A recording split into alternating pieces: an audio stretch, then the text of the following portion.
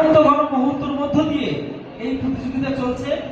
আমাদের দক্ষ বিচারক মন্ডলীগণ রয়েছেন, তারা সকল প্রতিযোগীকে ইনশাআল্লাহ যথাযথ নাম্বার প্রদান করবেন এবং আমাদের পুরস্কার বিতরণী অনুষ্ঠানে অতিথিবৃন্দ উপস্থিত হয়ে আমাদের আজকের এই অনুষ্ঠানকে আরো মনোমুগ্ধকর করবে বলে আশা করছি। আমাদের প্রতিযোগিতা আবার এখনই শুরু হবে।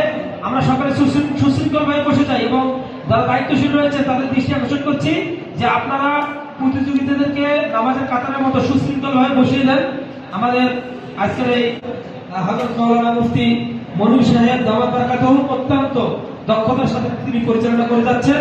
আমি আবারও তিনাকে আজকের এই কার্যক্রম যথাক্রমে পরিচালনা কেরাত প্রতিযোগিতা শুরু করতে যাচ্ছি।